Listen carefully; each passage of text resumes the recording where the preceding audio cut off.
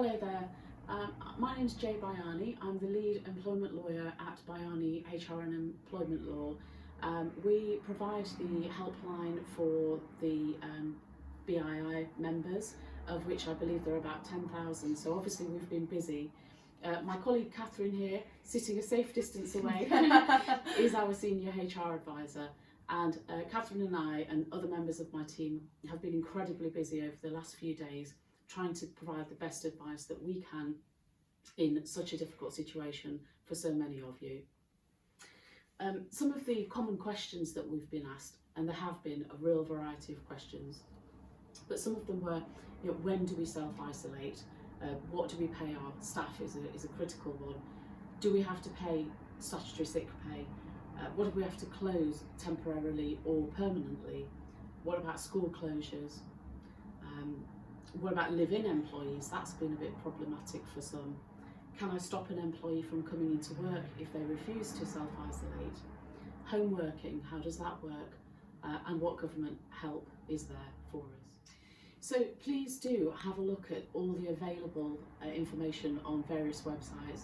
So what I would say is keep a watching brief on the BII website. They've got a really clear section on coronavirus, providing all sorts of information, not just in relation to employees, but what help there is out there for your sector. Have a look at the gov.uk website, and have a look at our website at Bayani Law, where we'll keep updating the information every day as we find out what's new in the world of employing people within the hospitality sector. So we'll deal with the most recent announcement, which was that schools across the country will be closing from Monday. Lots of kids out there devastated, including my 16-year-old who was gearing up for her GCSEs and her prom, more importantly.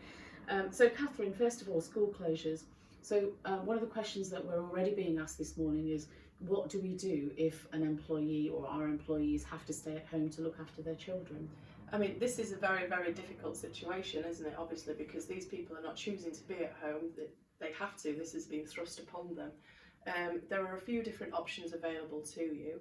First of all, which is the one that we really do sort of recommend most, is to just have open communication and negotiation with your staff around whether there is anything they can do from home, whether there is an option for them to maybe bring their children to work for periods of time in order that they can carry on working. Can you have almost a creche area set up that they can look after their children as well?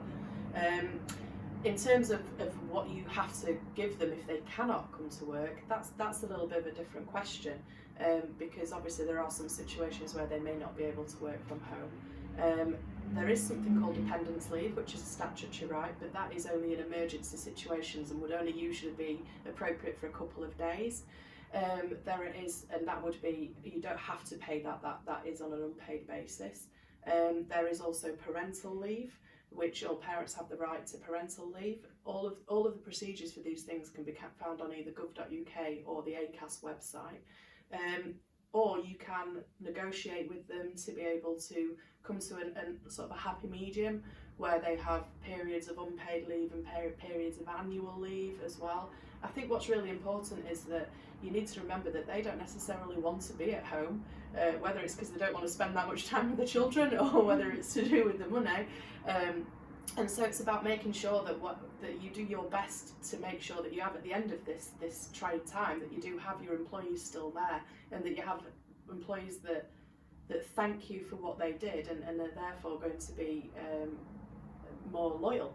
And so the more you can do to be flexible and help them is going to be better for both of you, really. Yeah, we're all in this together. Yeah, we are. So my next question is about pay. I know this is really difficult, but everybody wants to know what they have to pay their staff if there's a downturn in custom, or if they're on self-isolation, or if they've got symptoms and they are technically sick. So what are your thoughts on that? Well, there's two different elements to that question, really, isn't there? There's one about self-isolation, and then there's one about your business losing revenue, and therefore you need to make those difficult decisions. To do with self-isolation, obviously there's no point in me saying in this video exactly what self-isolation is, because by the end of the day it may have changed. So what I would always say is keep on top again of gov.uk NHS 111, because they will give you the parameters of what current self-isolation means. And if it's a period of self-isolation, then it would be SSP or company sick pay, whichever of those two that you offer.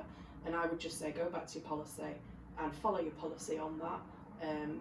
You need to relax the rules for fit notes, because people just cannot get them at the moment. And you should also consider paying from day one, because although legislation hasn't changed, so they don't yet have the statutory rights to have SSP from day one, we do believe that there's going to be some emergency legislation coming that governs it, so you may as well be doing that from now.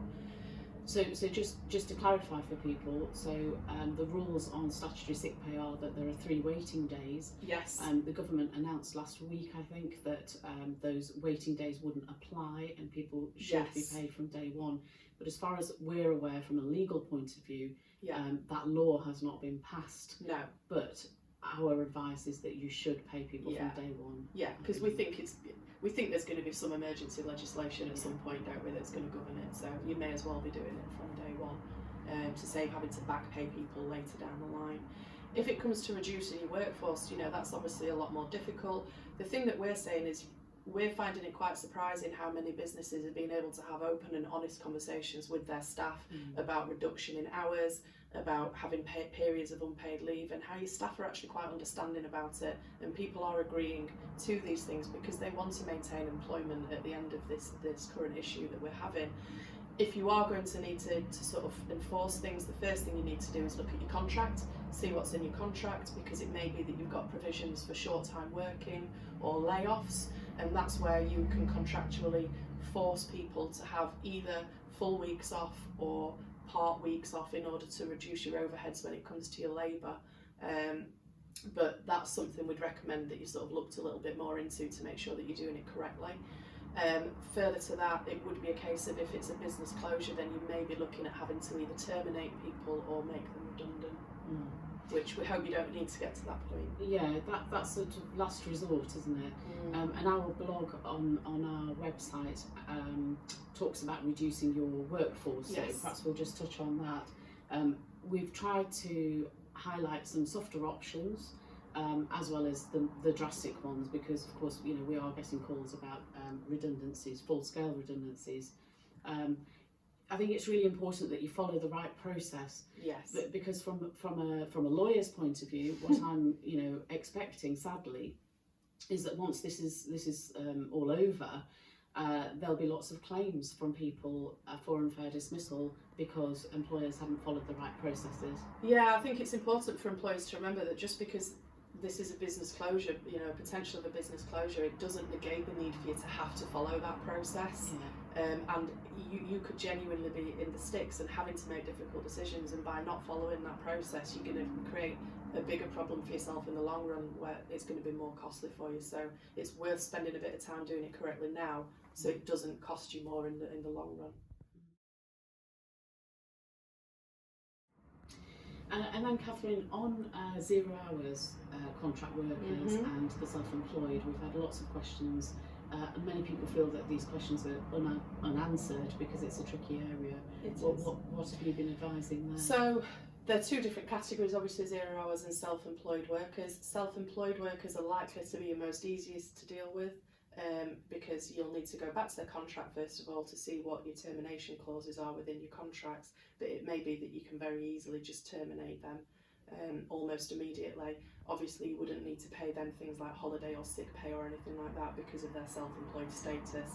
Your 0 hours employees, a lot of business owners that we're getting calling up are wrongly assuming that 0 hours employees are not entitled to SSP, that's sick pay. In actual fact, they are, depending on their eligibility. So the best option there is, if you're not sure, go on gov.uk and look up the SSP calculator, and that's a really good tool, and it will ask you a variety of questions, and at the end of it, it will tell you whether or not they are eligible for sick pay. So don't make that mistake first of all. Secondly, in terms of a reduction in your workforce, one of the easiest ways to do it, if you have got 0 hours employees, is to first of all look at just reducing their hours, because obviously the beauty of a 0 hour relationship is that you don't have the obligation to offer them hours. So from a quick fix point of view, we're probably recommending that that's the first place you go. And I know the government are talking about reducing the eligibility criteria, because at the moment you have to earn, I think it's £118, yeah. Yes, but that's looking like that's going to reduce as well. Yeah. So, and then finally, lots of people are asking us about government help. Yes. And I think some of the things that I've seen, and I don't know if you've seen anything else, but particularly for the hospitality sector, are things like a 12-month business rates holiday, statutory sick pay relief, so the ability to reclaim statutory sick pay, small business grants, and business interruption loans. And particularly for BII members, keep an eye on the BII website, because I'm sure they'll be putting regular information about grants and relief. Okay, so I hope that's been useful, and just by way of summary, have a look at the BII website, the gov.uk website, and our website, where we've got a red banner with information about coronavirus and how you manage your obligations as an employer.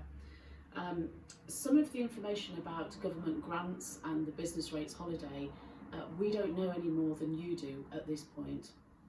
I know that there is a move by local authorities to not take payment straight away for business rates, but they don't actually know how this is going to work, so we need to sort of watch this space. And my final message really would be, look after your staff. We're all in this together. Communicate, agree terms wherever you can, because that can override what your contractual provision is. Be kind, direct them to relevant resources. Some of the things that might be available to your employees are the Employment and Support Allowance, the ESA. There's universal credit. The government have just announced the protection from eviction for 3 months for people that are renting, and mortgage holidays. And although none of us actually know the mechanics of how these things are working at the moment, that will become clearer, and so just direct your employees where you can to other resources, and look after each other.